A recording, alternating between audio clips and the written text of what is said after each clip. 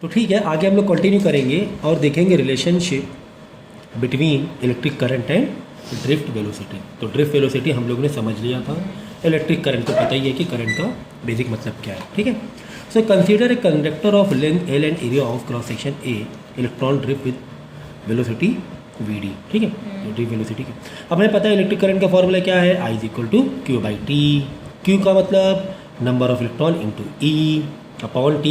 Q मतलब charges, total charges का मतलब नंबर ऑफ इलेक्ट्रॉन इंटू, तो याद रखना क्या कि कैपिटल एन का मतलब क्या होता है, नंबर ऑफ इलेक्ट्रॉन, और स्मॉल एन का मतलब क्या होता है, इलेक्ट्रॉन डेंसिटी। ये याद रखना, ठीक है ना।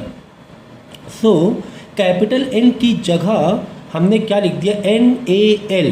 क्या लिख दिया, एन ए एल। कैसे सर, क्योंकि जब तुम डेंसिटी निकालोगे इलेक्ट्रॉन के वॉल्यूम के हिसाब से तो फॉर्मूला क्या आएगा, number of total number of electron upon A L. ये आएगा नहीं आएगा, ए एल का मतलब होता है वॉल्यूम, लेंथ इंटू ब्रेथ, और एल मतलब एक हाइट हो गई, एल बी एच हो गया। ठीक है ना। तो small n is equal to electron density is equal to क्या होगा, number of electron upon A L. तो ए एल ऊपर चला जाएगा तो एन इज इक्वल टू क्या आ जाएगा, स्मॉल एन ए एल आ जाएगा कि नहीं आ जाएगा। ठीक है ना, देखो देखो देखो,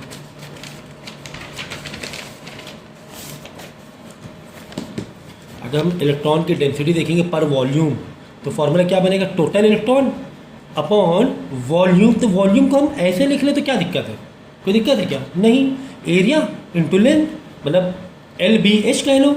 ठीक है, यहाँ पर समझो बी एच आ गया एरिया, और ये एल है समझो, है ना, एल बी एच हो गया, मतलब वॉल्यूम हो गया। यानी कि अगर capital N number of electron को हम दूसरे फॉर्म में लिखें तो ए एल इधर आके मल्टीप्लाई करा सकते हैं स्मॉल एन से, है ना।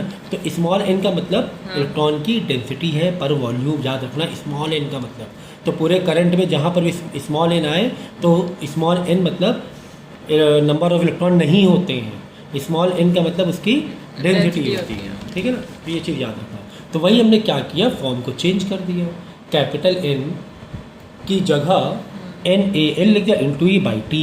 चलो ठीक है। अच्छा, दूसरे नीचे टाइम आ रहा, तो टाइम को भी हम फॉर्म में चेंज कर सकते हैं दूसरे फॉर्म में। हमें पता है वेलोसिटी का फॉर्मूला डिस्टेंस अपॉन टाइम, मतलब एल बाई टी। डिस्टेंस को हमने एल ले लिया, ये डिस्टेंस ऐसे ले लिया, और ये क्रॉस सेक्शन एरिया, वॉल्यूम। अगर हम सिलेंडर का वॉल्यूम देखेंगे तो वॉल्यूम कैसे होगा, cross section area into this height कह लो, लेंथ कह लो, कुछ भी कह लो तुम इसे। ठीक है ना, वो तुम्हारा उसके ऊपर है, अंडरस्टैंडिंग के ऊपर है। इसको तुम लेंथ कह लो, पाई आर स्क्वायर एच। आप बोलो सिलेंडर का वॉल्यूम का formula pi R square H होता है, तो पाई आर स्क्वायर एच की जगह हमने इसको लेंथ कह लिया। सिलेंडर ऐसे स्टैंड करेंगे तो एच हो जाएगा, तो उससे मतलब नहीं है। ठीक है, तो हमें पता है drift velocity distance upon time L by T. T is equal to क्या आ जाएगा, वी डी नीचे आएगा, एल बाई वी डी आ जाएगा। तो यहाँ पर टी की जगह हम क्या लिख देंगे, एल बाई वी डी, और वी डी है ना ऊपर रेसिप्रोकल हो जाएगा, एल एल कट जाएगा। कुल मिला करंट का ये फॉर्मूला आ गया, वीना वाला फॉर्मूला आ गया, ये भी मैं बता चुका था आपको। ठीक है ना, ये भी हमारा हो चुका है। ठीक है, अब हमें पता है कि force on free electron in conductor, derivation for drift velocity of free electron. देखो बहुत इंपॉर्टेंट समझना, डेरिवेशन हम लोग कर रहे हैं किसकी, drift velocity of free electron. जो इलेक्ट्रॉन फ्री है उनकी ड्रिफ्ट वेलोसिटी की। देखो हमें पता है कि जब ड्रिफ्ट वेलोसिटी होगी, रैंडम मोशन तो हो रहा है, ठीक है, रैंडम मोशन तो हो रहा है, जब ड्रिफ्ट वेलोसिटी होगी डेफिनेटली कुछ ना कुछ तो एक्सेलरेशन होगा ही होगा। यानी फोर्स का फॉर्मूला क्या है, भाई ड्रिफ्ट वेलोसिटी क्यों हो रही है, क्योंकि इलेक्ट्रोस्टैटिक फोर्स है, ये खींच रहा है ना, पॉजिटिव वाला इधर नेगेटिव इलेक्ट्रॉन के लिए खींच रहा है ना। मतलब क्या है, मतलब क्या है, मतलब ये है कि देयर इज ए फोर्स। ठीक है ना, फोर्स है, ये हमें समझ में आ रहा है कि फोर्स है। ठीक है ना, तो फोर्स का फॉर्मूला हमने कौन सा लिखा, हमने फोर्स का फॉर्मूला लिखा E इंटू कैपिटल ई में। कैसे सर, देखो इलेक्ट्रिक फील्ड का फॉर्मूला क्या होता है, तो भाई चलो फोर्स का फॉर्मूला क्यू इंटू ई होता है। फोर्स का फॉर्मूला क्यू इंटू, अगर एक इलेक्ट्रॉन, सिंगल एक इलेक्ट्रॉन की बात करेंगे तो क्यू को हम ओपन करेंगे एन इंटू ई में, तो एन मतलब 1 है। चार्जेस का फॉर्मूला क्या है, चार्ज का formula number of electron into electron. ठीक है, यही फॉर्मूला चार्ज का। क्यू का फॉर्मूला क्या है, एन इंटू ई। सर यहाँ पे एन क्यों नहीं लिखा, यहाँ पे एन इसलिए नहीं लिखा क्योंकि हम फिलहाल एक इलेक्ट्रॉन की बात कर रहे हैं, तो 1 हो जाएगा। कुल मिला के फोर्स का फॉर्मूला क्या हो जाएगा, इसको ओपन कर दिया, ई into capital E. What is capital E, electric field. What is E, is your electron charge. Minus में क्यों लिया, क्योंकि यहाँ पर फोर्स हमारा वेक्टर क्वांटिटी होता है, तो इलेक्ट्रॉन हमारा नेगेटिव होता है, इसलिए नेगेटिव लेना पड़ेगा। ठीक है ना, एज एन, अच्छा क्यू में क्यू में हम लोग ने एन ने लिया, क्यू को ओपन करेंगे एन ही होता है। ठीक है, तो यहाँ पर हमने क्या किया, क्यू का मतलब क्यू को हमने ओपन किया एन इंटू ई। एन क्यों नहीं लिखा, क्योंकि एक इलेक्ट्रॉन की बात हो रही थी, तो ठीक है माइनस ई। माइनस क्यों लगाया सर, माइनस इसलिए लगाया क्योंकि फोर्स क्या है तुम्हारा यहाँ पर फिलहाल वेक्टर की रिक्वायरमेंट है, इसलिए सिंबल लेके चल रहे हैं हम लोग। ठीक है, तो इलेक्ट्रॉन तो माइनस में ही होगा ना, तो माइनस ई इंटू ई। ठीक है, तो यहाँ पे फोर्स का माइनस ई इंटू ई लिखा is equal to M into A. यहाँ पे एक्सीलरेशन फॉर्मूला क्या आ जाएगा बताओ, एम नीचे आ जाएगा, तो ये आ गया आपका एक्सीलरेशन क्या, minus E into capital E. Minus E मतलब चार्ज, कैपिटल ई मतलब इलेक्ट्रिक फील्ड, एम मतलब mass of an electron. So drift velocity, the average velocity with which electron drift toward the positive end of the conductor। देखो अब जैसे मैंने drift velocity के बारे में बताया था, ड्रिफ्ट वेलोसिटी के बारे में बताया था कि ड्रिफ्ट वेलोसिटी कुछ इस तरीके से, मतलब आपस में तो लड़ भिड़ रहे हैं और थोड़ा आगे बढ़ते जा रहे हैं। देखो मेरे पेन का वो देखना कैसे आगे बढ़ रहे हैं ना, ये देखो आपस में रैंडम मोशन कर रहे हैं लेकिन आगे बढ़ते जा रहे हैं, है ना, ऐसे ऐसे करके टकरा आगे बढ़ते जा रहे हैं। क्यों आगे बढ़ते हैं, क्योंकि पॉजिटिव एंड वाला इलेक्ट्रॉन को अट्रैक्ट कर रहा है, फोर्स लगा रहा है, अट्रैक्शन फोर्स लगा रहा है। ठीक है, तो अब करोड़ों इलेक्ट्रॉन है वो ड्रिफ्ट होते हुए जा रहे होंगे आगे, तो सबकी अपनी वेलोसिटी अलग अलग होगी कि थोड़ा सा जल्दी अट्रैक्ट, क्योंकि सब कुछ रैंडमली हो रहा है। कोई कॉलिजन में बहुत ज़्यादा बिजी है तो ड्रिफ्ट थोड़ा उसको कम हो रहा है, कोई कॉलिजन में कम बिजी है तो ड्रिफ्ट थोड़ा ज़्यादा करे दे रहा है। कुल मिला के सबकी वेलोसिटी अलग अलग है। तो ड्रिफ्ट वेलोसिटी का अगर हम एवरेज निकालें, अगर ड्रिफ्ट वेलोसिटी का हम क्या निकालें, एवरेज निकालें, तो कैसे आ जाएगा, v1 plus v2 plus v3 dot dot dot dot vn upon n number of data, है ना, यही तो होता है ड्रिफ्ट वेलोसिटी का एवरेज। ठीक है ना, मतलब एवरेज ड्रिफ्ट वेलोसिटी। ठीक है, वो एक लगा के रख लिया। अब देखो अगर हम इक्वेशन की अगर हम वेलोसिटी, अगर यहाँ पर एक्सेलरेशन है वहाँ पे वेलोसिटी निकालने के लिए हमें कौन सी इक्वेशन लगानी पड़ेगी, v equal you plus A T. अगर एक्सेलरेशन ना होता तो डिस्टेंस अपॉन टाइम लगाते हैं, अगर एक्सेलरेशन है वेलोसिटी में तो u प्लस ए टी लगाना पड़ेगा इक्वेशन, है ना, वेलोसिटी के लिए। चलो ये लगा दिया, तो v1 इज इक्वल टू, अगर v1 का देखें तो u1 प्लस ए इंटू टी की जगह टाउ, टी की जगह टाउ। क्यों टाउ, रिलैक्सेशन टाइम, यही तो टाइम ले रहा है। ठीक है, जो रिलैक्सेशन टाइम टाउ से रिप्रेजेंट करेंगे ना हम लोग रिलैक्सेशन टाइम को, तो u1, इसी तरह v2 के लिए u2, ऐसे vn के लिए un plus A tau n, है ना, करोड़ों है ना, लाखों करोड़ों है। ठीक है, तो सबकी इस तरह अलग अलग वेलोसिटी चल रही है। अब हमें पता है कि ड्रिफ्ट वेलोसिटी का फॉर्मूला क्या हमने एवरेज के लिए निकाला है, v1 plus v2 plus v3 dot dot vn upon n। ठीक है, अब यहाँ v1 यानी फाइनल वेलोसिटी को हमने इससे ओपन कर दिया u प्लस ए टी से, तो v1 की जगह u plus A tau plus v2 की जगह u2 plus A tau plus vn की जगह un plus A tau n, है ना, ये वाले वेलोसिटी को इस इक्वेशन से ओपन कर दिया हमने। ठीक है, फाइनल वेलोसिटी को, यही तो फॉर्मूला है, final velocity is equal to initial velocity plus acceleration. 9th में पढ़ा, 11th में पढ़ा, सभी में पढ़ते आ रहे हैं हम लोग। टाउ ठीक इज है, the time here, relaxation time. Okay, tau का मतलब रिलैक्सेशन टाइम, दो कॉलिजन के बीच में, ये पहले भी मैं बता चुका हूँ। ठीक है, so V D is equal to u1 plus u2 un dot. हमने क्या किया, इसमें से कुछ कॉमन बाहर निकाल लिया। क्या कॉमन बाहर निकाल लिया, एक्सेलरेशन बाहर निकल सकता है कॉमन। क्यों सर एक्सेलरेशन बाहर निकल सकता है, इसीलिए एक्सेलरेशन बाहर निकल सकता है क्योंकि एक्सेलरेशन तो भाई सबके लिए सेम ही रहने वाला है ना, क्योंकि जो अट्रैक्शन फोर्स है due to this positive and वो तो सेम ही रहने वाला है सबके लिए। तो एक्सेलरेशन है ना, ये जो a1 a2 a3 करके हमने नहीं लिखा, देखो एक्सेलरेशन ए लिखा, यहाँ पर भी ए लिखा, यहाँ पर भी ए लिखा, क्योंकि एक्सेलरेशन सब में क्या लग रहा है, सेम लग रहा है, इक्वल एक्सेलरेशन लग रहा है। हाँ, इनिशियल वेलोसिटी सबकी अलग अलग हो सकती है, रिलैक्सेशन टाइम सबका अलग अलग हो सकता है, लेकिन एक्सेलरेशन यानी कि फोर्स वो एक ही है। तो एक्सेलरेशन सब में सेम है, तो एक्सेलरेशन हमने कॉमन बाहर निकाल लिया, अंदर बचा tau 1 plus tau 2 tau divide by n। ठीक है, क्योंकि ओवरऑल n है ना, तो ये दो इक्वेशन करो, डिनोमिनेटर कॉमन है ना, कोई दिक्कत नहीं है। ठीक है, अब देखो क्या एवरेज थर्मल वेलोसिटी हमारी मालूम है क्या होती है, 0 होती है। और ये थर्मल वेलोसिटी देखो, जो जैसे कि मैंने कहा था ना कि कंडक्टर में इलेक्ट्रॉन्स आपस में रैंडमली कॉलिजन कर रहे हैं, तो क्यों कर रहे हैं, वो उनके थर्मल एनर्जी की वजह से कर रहे हैं। जो रैंडमली आपस में टकरा रहे हैं ना, वो क्यों कर रहे हैं, उनके थर्मल एनर्जी की वजह से, थोड़ी हीट की वजह से, वो जितना ज़्यादा हीट दोगे और ज़्यादा कॉलिजन करना शुरू कर देंगे वो। तो उनकी जब एवरेज थर्मल वेलोसिटी निकालोगे वो 0 हो जाएगी। क्यों सर 0, कॉलिजन तो कर रहे हैं भाई। वेलोसिटी क्या है, वेलोसिटी वेक्टर क्वांटिटी है। वेलोसिटी क्या है, वेलोसिटी एक वेक्टर क्वांटिटी है। अब वेक्टर क्वांटिटी में अगर कोलाइड आगे जाके कोलाइड क्या मतलब कुछ आगे बढ़ा इलेक्ट्रॉन, टक्कर का कुछ पीछे भी आया, तो आगे पीछे कैंसिल नहीं होगा आपस में वेलोसिटी प्लस और माइनस, हाँ है ना। तो इसीलिए ओवरऑल उनकी जो कॉलिजन की वजह से जो वेलोसिटीज़ है, जो कॉलिजन जो कर रहे हो जिस वेलोसिटी में, वो तो ओवरऑल जीरो ही हो जाएगी, क्योंकि कुछ आगे गए प्लस में तो कुछ माइनस में, कुछ इधर गए तो कुछ इधर टकराए, तो ओवरऑल क्या मान लिया जाएगा, जीरो मान लिया जाएगा एवरेज थर्मल वेलोसिटी को। कोलाइड करेंगे लेकिन एवरेज में प्लस, क्योंकि वेलोसिटी हमारा vector quantity, positive negative zero हो सकता है, ठीक है ना। ठीक है सर। अब देखो एवरेज रिलैक्सेशन टाइम क्या होता है, टाउ है ओवरऑल, ठीक है। अब देखो अब हम ड्रिफ्ट वेलोसिटी निकालेंगे तो हमें पता है कि एवरेज जो थर्मल वेलोसिटी है यानी कि इनिशियल वेलोसिटी, जो इनिशियल भाई फाइनल वेलोसिटी तो इस जो एंड तुम्हारा ड्रिफ्ट वेलोसिटी फाइनल वेलोसिटी थी वो तो पॉजिटिव वाला इन लाखों करोड़ों इलेक्ट्रॉन को खींच रहा था, ये फाइनल वेलोसिटी हो रही थी, ये ड्रिफ्ट वेलोसिटी हो रही थी। क्या हो रही थी, ड्रिफ्ट। पहले से इनके पास कौन सी वेलोसिटी थी, थर्मल वाली थी, खुद अपना ओन कॉलिजन था, वो थी इनिशियल वेलोसिटी। वो क्या थी, इनिशियल, ये दिख रहा है, ये इनिशियल थी वेलोसिटी, ठीक है ना। तो इनिशियल वेलोसिटी हमें पता ही क्या है, ज़ीरो है, क्योंकि वेक्टर क्वांटिटी है, ओवरऑल आपस में ज़ीरो हो जाएंगी प्लस माइनस करके, ठीक है। Acceleration into tau, acceleration formula हमारा क्या आया था, minus E into E upon M आया था, तो यहाँ पर हमने डाल दिया minus E into electric field into tau upon M, समझ गए। तो ये जाके ड्रिफ्ट वेलोसिटी का फॉर्मूला आया था, जो लास्ट टाइम हम लोगों ने पढ़ा था। मैंने कहा था अभी नहीं, मैं इसके बाद में बता दूंगा कि ड्रिफ्ट वेलोसिटी फॉर्मूला कहाँ से आया, वो इधर से आया। फिर से समझो, फिर से समझो, फिर से समझो। हमने वेलोसिटी का फॉर्मूला डाला, ड्रिफ्ट वेलोसिटी का formula u plus A T, okay okay sir. ये वाला क्यों डाला, डिस्टेंस अपॉन टाइम क्यों नहीं लिया, क्योंकि एक्सेलरेशन जब एग्जिस्ट हो तब डिस्टेंस अपॉन टाइम नहीं लेते हैं। डिस्टेंस अपॉन टाइम कब लेते हैं, जब यूनिफॉर्म वेलोसिटी हो। जब एक्सेलरेशन हो तब नहीं लेंगे हम लोग, तब आपको ये वाला फार्मूला लेना पड़ेगा वेलोसिटी का, ठीक है।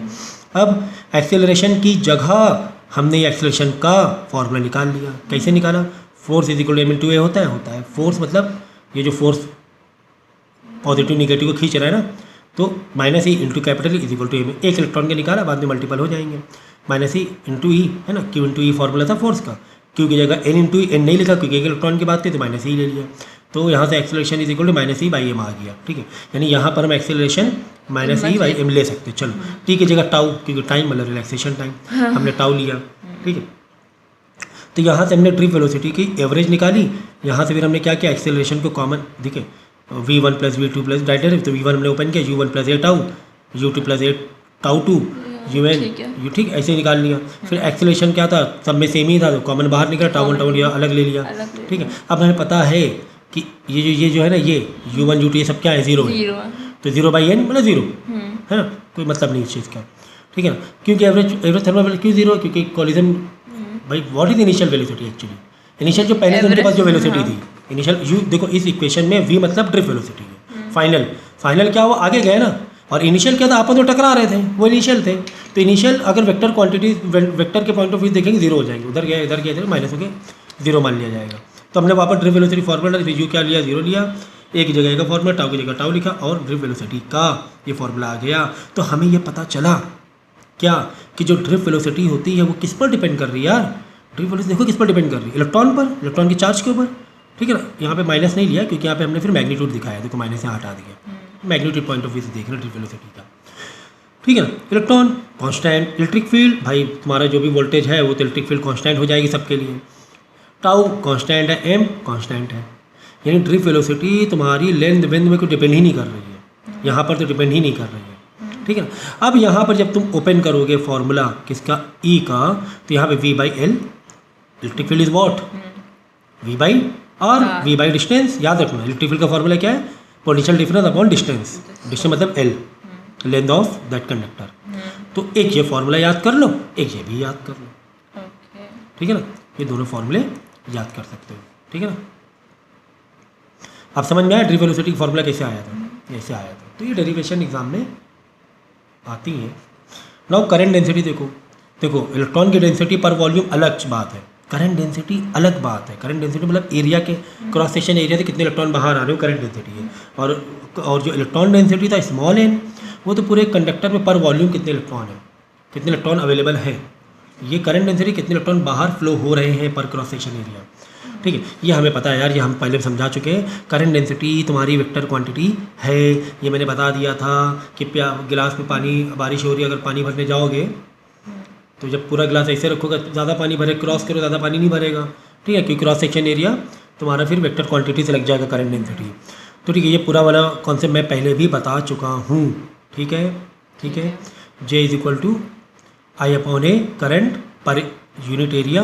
ठीक, करंट का formula current density into area, यानी ए इधर मल्टीप्लाई ऐसे भी आ जाएगा, और जे का formula I upon A into cos theta, A into cos theta, क्योंकि एरिया हमें वेक्टर क्वांटिटी में लेना है, एंगल के हिसाब से तुम्हारी डेंसिटी कम हो जाएगी।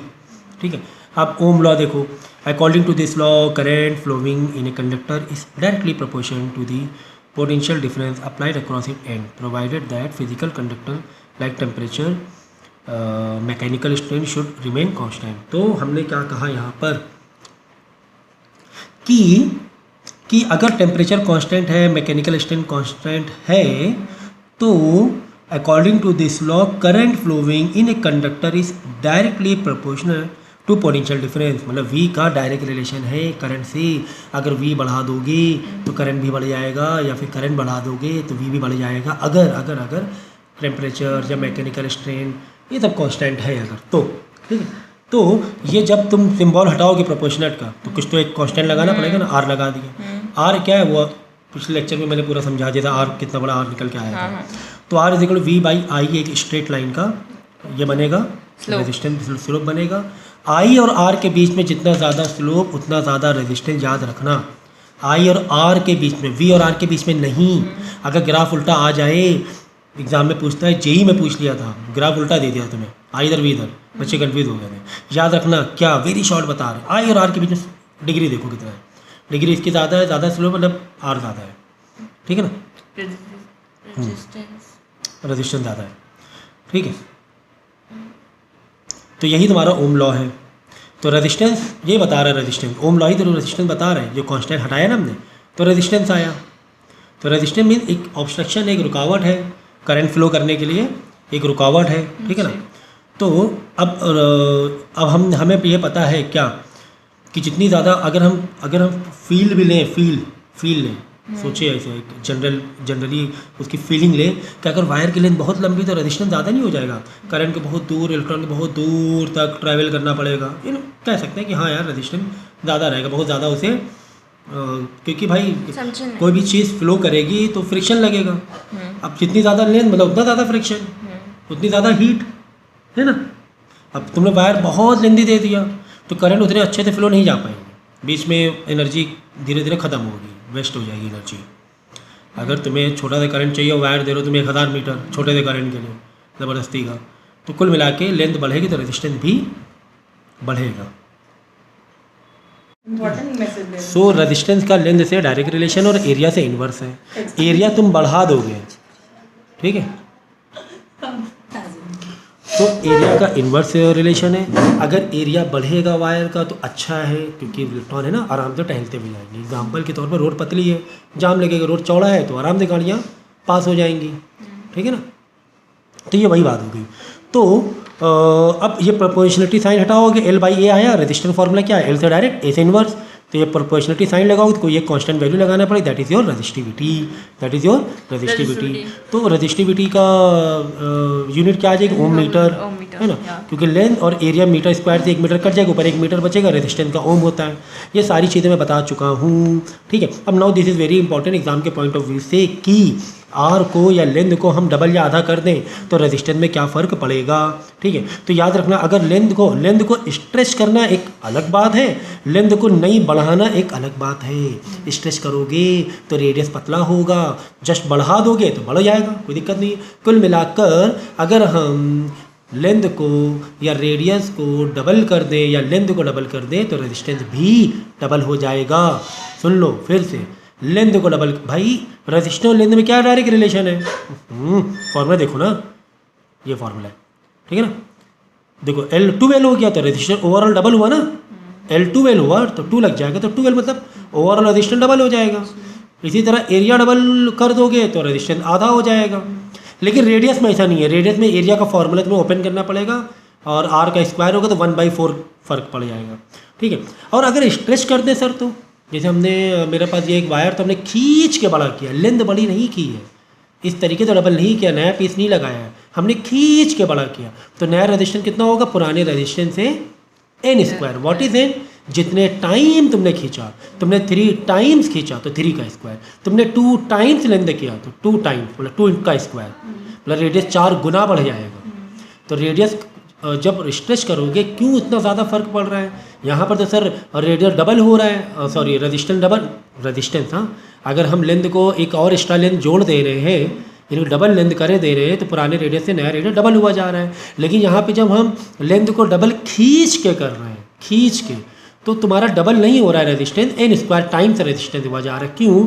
जब तुम खींचोगे ना तो रेडियस छोटा होगा, मतलब एरिया छोटा होगा, एरिया छोटा होगा तो रेजिस्टेंस बढ़ेगा, और तुमने ये खींचा भी तो भी रेजिस्टेंस बढ़ेगा, है ना। लेंथ बढ़ने से तो रेजिस्टेंस बढ़ ही रहा है, साथ में खींचने पर ओवरऑल एरिया कम नहीं हुआ जा रहा है, ओवरऑल एरिया पतला नहीं हो जाएगा। वायर खींचोगे तो वायर पतला नहीं होगा, तो वायर पतला होगा, एरिया कम, तो रेजिस्टेंस बढ़ाओ, एक तरफ उसमें ये किया और दूसरी तरफ लेंथ भी बढ़ी, दूसरी तरफ लेंथ भी बढ़ी, उसकी वजह से भी रेजिस्टेंस बढ़ा, ठीक है ना। तो ये चीज़ याद रखना, अगर जस्ट डबल हो रहा है लेंथ तो रेजिस्टेंस डबल हो रहा है। लेकिन अगर तुम लेंथ को खींच के डबल कर रहे हो, लेंथ को खींच के डबल कर रहे हो, तो नया रेजिस्टेंस एन स्क्वायर इंटू पुराने रेजिस्टेंस के बराबर होगा। एन स्क्वायर मतलब जितने टाइम तुमने खींचा, तुमने जितने टाइम खींचा, ठीक है, समझ में आ गई आगे, ठीक है। So now V I graph देख लो भाई, वी आई ग्राफ कितने बार बताएंगे कि वी आई का जो रिलेशन होता है आई वी से वो इन्वर्स होता है। वी आई बनाओगे आई वी बनाओगे उल्टा हो जाएगा, मतलब उल्टा से मतलब ये है, ये याद रखना, वी इधर रहना आई इधर रहना है, बस ये याद रखना। अगर उल्टा हो गया तो वो तुम उल्टे समझ करके करना। तो ये क्या याद रखोगे, वी यहाँ है आई यहाँ है, यानी आर और आई में जितना बड़ा एंगल होगा उतना बड़ा रेजिस्टेंस, ये याद रखना। किसके किसके बीच में? आर आई के बीच में, आर आई में बड़ा स्लोप, मतलब ज़्यादा। अब देखो ए और बी कौन सी लाइन ज़्यादा रेजिस्टेंस बता रही है? ज़्यादा रेजिस्टेंस बी बड़ा है ना, आई और बी में बड़ा डिफरेंस है, ठीक है। तो यहाँ पे हम देख रहे हैं बी का स्लोप ज़्यादा है, बी का स्लोप ज़्यादा है तो बी का रेजिस्टेंस भी ज़्यादा होगा। तो बी का एंगल किससे किसके कंपेयर में? आई से, ये याद रखना बस, ये याद लिख लेना, लिख लो आई से, किससे? आई से, ठीक है ना। तो आई और इस लाइन में एंगल देखना, वी से नहीं देखना है। यहाँ पे देखो उल्टा दे दिया गया, वी यहाँ दे दिया गया है। और अब बताओ बी और ए में किसका रेजिस्टेंस बड़ा है? ए और बी वाली लाइन में किसका रेजिस्टेंस? बी का ज़्यादा है? नहीं, ए के साथ देखिए, ए का, क्योंकि हमें आई से देखना है। जब तुम यहाँ आई से देखो, आई से तुम ऐसे देखो कितना बड़ा एंगल आ रहा है आई और ए के बीच में, और आई और बी में छोटा है, तो आई से ही देखना है। तो यहाँ पर ए वाली लाइन में रेजिस्टेंस ज़्यादा है, क्योंकि ग्राफ तुम्हें उल्टा दिया था, आई इधर वी इधर दे दिया था, ये याद रखना, मैं पहले बता रहा हूँ, ठीक है। इस टाइप क्वेश्चन आते हैं एग्जाम में, तो याद रखना पॉजिटिव अगर स्लोप है मतलब रेजिस्टेंस इंक्रीज है, और नेगेटिव स्लोप है तो रेजिस्टेंस, देखिए पॉजिटिव स्लोप होना मतलब राइट हैंड लेफ्ट हैंड बताया था मैंने, है ना, कि ये देखो 90 बिलो मतलब पॉजिटिव होता है, और रेड वाला है ये 90 अबव है, ये नेगेटिव होता है, ठीक है ना। तो ये तो है पॉजिटिव, मतलब रेजिस्टेंस पॉजिटिव है, रेजिस्टेंस है, और ये वाला है नेगेटिव। देखो ये वाली लाइन, यानी कि अगर पूछा जाए ग्राफ में कि बताओ ये क्या है, डी है ना, डी और ई में कौन सा रिलेशन है? रेजिस्टेंस बढ़ रहा है घट रहा है? रेजिस्टेंस घट रहा है। और बी और सी में रेजिस्टेंस बढ़ रहा है घट रहा है? रेजिस्टेंस बढ़ रहा है। देखो पॉजिटिव है बी और सी लाइन, ऐसे देखो ना, ऐसे लाइन खींचो स्ट्रेट, ये पॉजिटिव ऐसा नहीं आ रहा है, देखो बिलो 90 आ रहा है। हमेशा एक्स के राइट साइड वाली लाइन से देखा जाता है एंगल, ठीक है ना। तो ये चीज़ हो गई। प्रूफ ऑफ ओम लॉ, चलो ओम लॉ का प्रूफ देख लेंगे, भी एग्जाम में आता है आपके। वी नो दैट, ठीक है, तो प्रूफ ऑफ ओम लॉ कैसे देंगे? Drift velocity is equal to this, ये आ चुका है, ठीक है। आई इज इक्वल टू वीना, ये हम निकाल चुके हैं, आई इज इक्वल टू वीना हम लोग निकाल चुके हैं, ठीक है ना, ठीक है ना। और ड्रिफ्ट वेलोसिटी का भी ये निकाल चुके हैं, ठीक है ना। ये दो एक्सप्रेशन पहले निकाल चुके हैं, ठीक है ना। करंट इज इक्वल टू वीना निकाल चुके हैं, ड्रिफ्ट वेलोसिटी का एक ये वाला एक्सप्रेशन निकाल चुके हैं। तो ड्रिफ्ट वेलोसिटी की जगह हम लोग जैसे यहाँ वी डी लिखा है तो वी डी का ये एक्सप्रेशन पुट कर देंगे, कोई दिक्कत है नहीं। तो हमने डाल दिया कौन सा expression, e upon into electric field into tau upon m, ये डाल दिया, ठीक है, डाल दिया, ठीक है ना। अब देखो ई इंटू ई स्क्वायर हो जाएगा, फिर ए इंटू ए टाउ अपॉन एम हो गया, ठीक है। अच्छा वी ई की जगह अगर हम वी अपॉन एल डाल दें, वोल्टेज अपॉन डिस्टेंस, जो हमारा बहुत पुराना चल रहा है एक्सप्रेशन इलेक्ट्रिक फील्ड का, वोल्टेज अपॉन डिस्टेंस, तो ई की जगह हमने वोल्टेज अपॉन डिस्टेंस डाल दिया। क्या चीज़ें मिल रही हैं देखो, ठीक है, ये डाल दिया तो क्या हो गया, एन ई स्क्वायर एरिया टाउ वी, नीचे एम एल चल रहा है, देखो आई देखो n E square A tau V, नीचे एम एल चल रहा है, ठीक है। अब हम ये तो करंट का फॉर्मूला हो गया, अगर मैं वी का निकालना है फॉर्मूला इधर से तो V is equal to m l ऊपर आ गया, ये नीचे आ गया, तो वी इज इक्वल टू ये आ गया फॉर्मूला पूरा, मतलब ये हो गया आई के टर्म में, ये हो गया वी के फॉर्म में फॉर्मूला पोटेंशियल डिफरेंस के।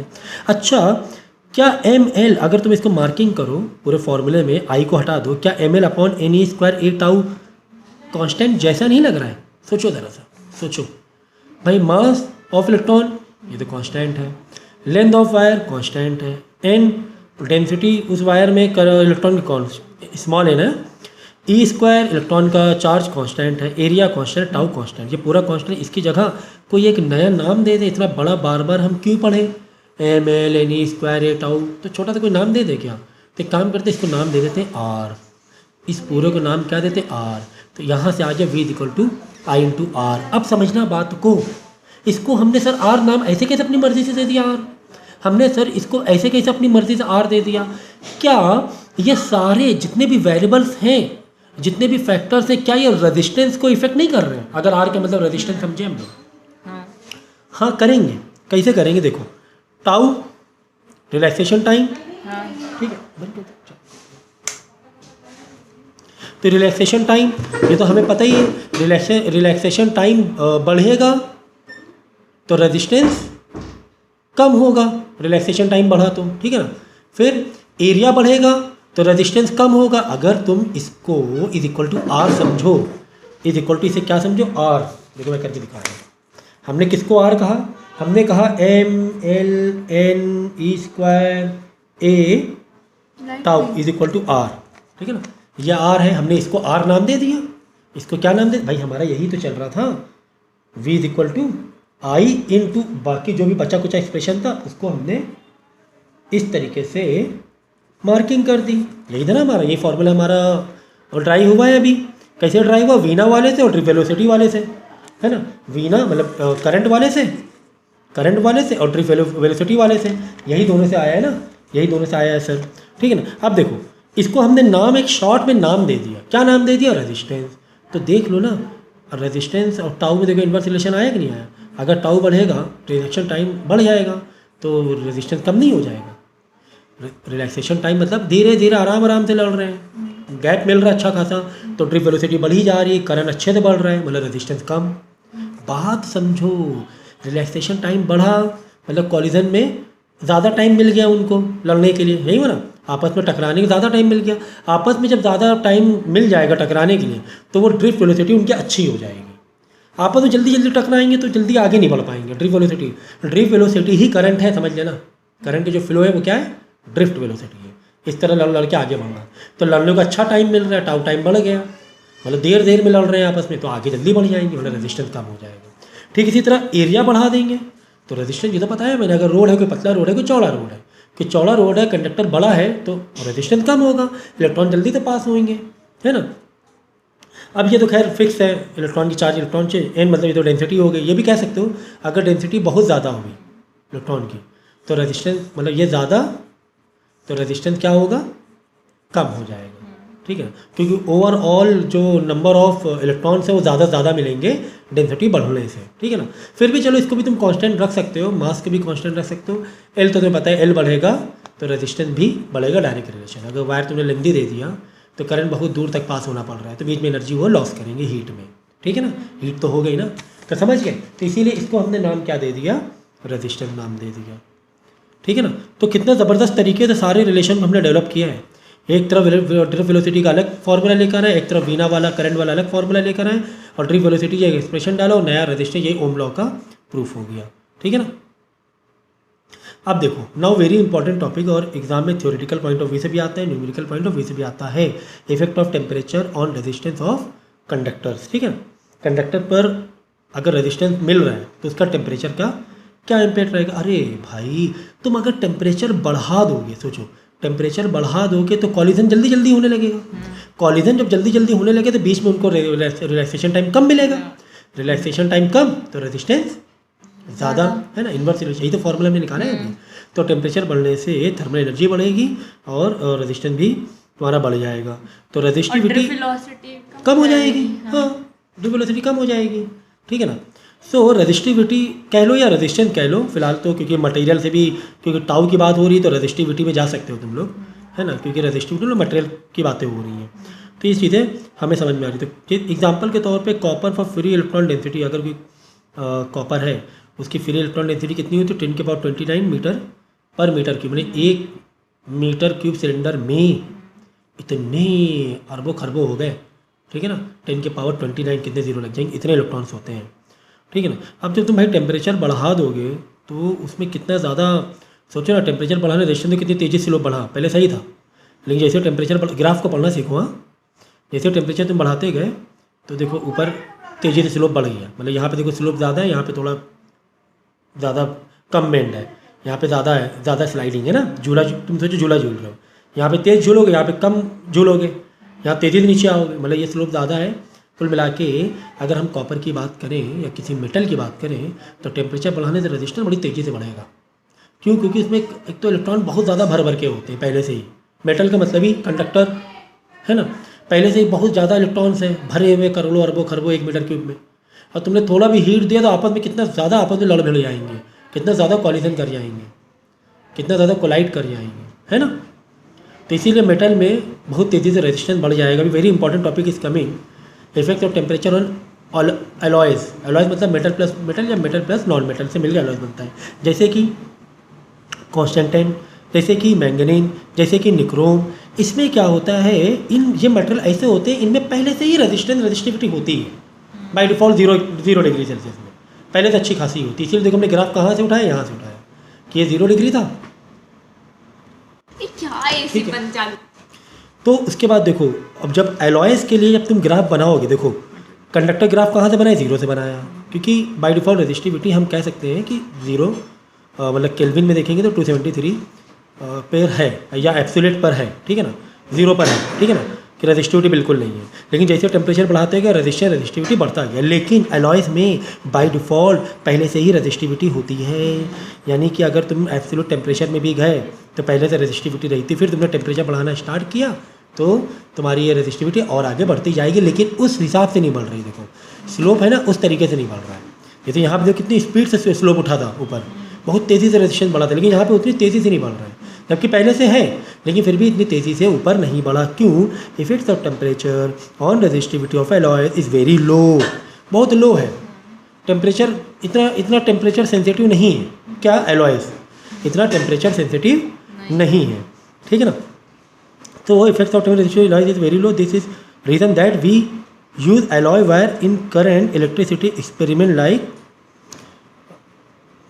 जैसे मेटल ब्रिज है या फिर पोटेंशियोमीटर है, वहाँ पर, ठीक है, मतलब मीटर ब्रिज या पोटेंशियोमीटर में जो आपके डिवाइसेस हैं, चेकिंग डिवाइसेस हैं करंट या वोल्टेज को, यहाँ पर हम लोग एलॉयज़ यूज़ करते हैं जिससे कि कोई ख़राबी ना होने पाए या हीट उतना ना होने पाए, क्योंकि हीट से उतना रेजिस्टेंस में इतना फ़र्क नहीं पड़ेगा एलॉयज़ में, ठीक है।